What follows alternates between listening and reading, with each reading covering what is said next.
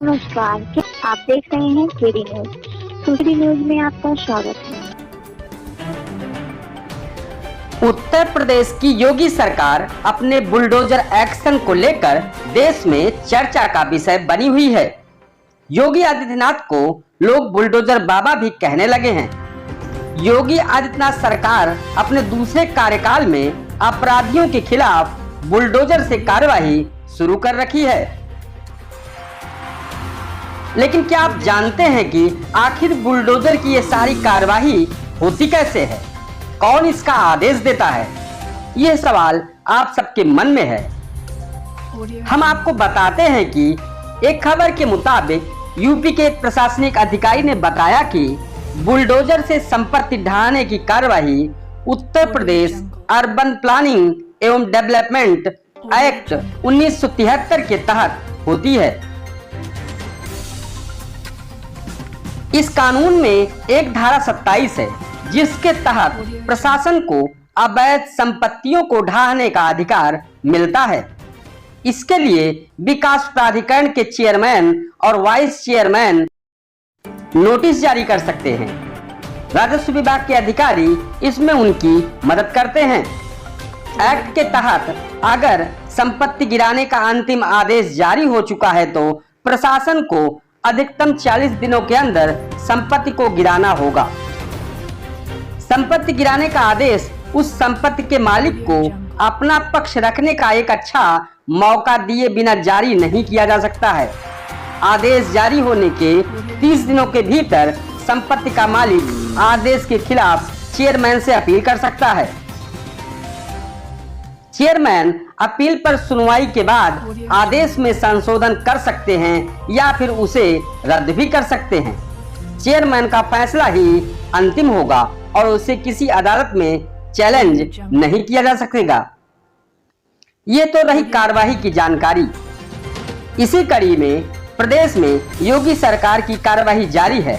सुल्तानपुर जनपद में gangster act के तहत 2 अभियुक्तों की संपत्ति शुक्रवार को कुर्क कर ली गई। बताया जाता है कि यह संपत्ति गोवंशों की हत्या कर उनके मांस का व्यापार कर अर्जित की गई धनराशि से क्रय किया गया था।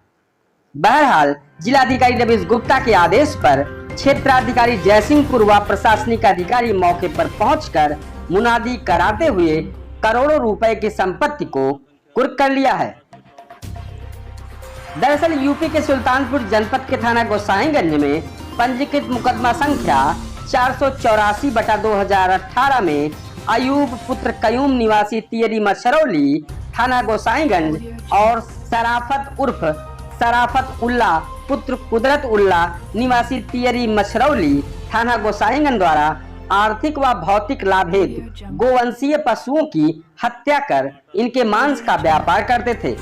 साथ ही अवैध रूप से एक जमीन जिसकी गाटा संख्या 390 में आधा भाग को क्रय किया है और इसी अपराध संख्या में सराफत उर्फ सराफत उल्ला द्वारा अपने पत्नी रजिया बानो के नाम गाटा संख्या 394 में 1/3 भाग क्रय किया था, जिस पर गोसाईगंज पुलिस और प्रशासन द्वारा उक्त भू संपत्तियों को धारा 14(1) के तहत उत्तर प्रदेश गिरोहबंद एवं समाज विरोधी क्रियाकलाप निवारण अधिनियम के तहत शुक्रवार को कुर्क कर दिया गया। बताया जाता है कि गाटा संख्या 390 और गाटा संख्या 394 की कुर्क की गई संपत्ति लगभग 1,31,10,000 रुपए की आंकी जा रही है। थाना गोसाईगंज पर पंजीकृत मुकदमा अपराध संख्या 484/18 गैंगस्टर अधिनियम में आज 14(1) की कार्रवाई की गई है। इनमें ग्राम तियरी मछरौली निवासी अयूब और सराफत की करीब 1,40,00,000 की संपत्ति जो लैंड के फॉर्म में थी उसको अटैच किया गया है।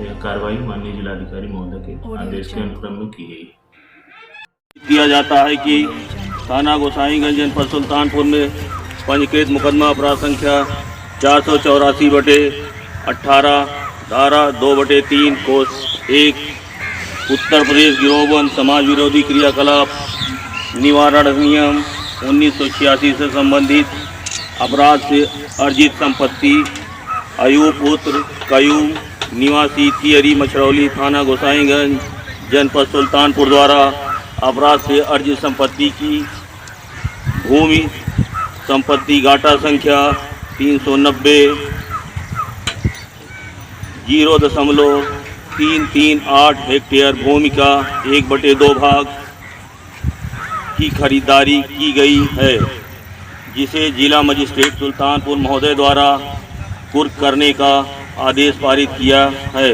उक्त भूमि को जब्त की जाती है। इस तरह की सनसनीखेज खबरों के लिए KD news UP YouTube channel को सब्सक्राइब करें।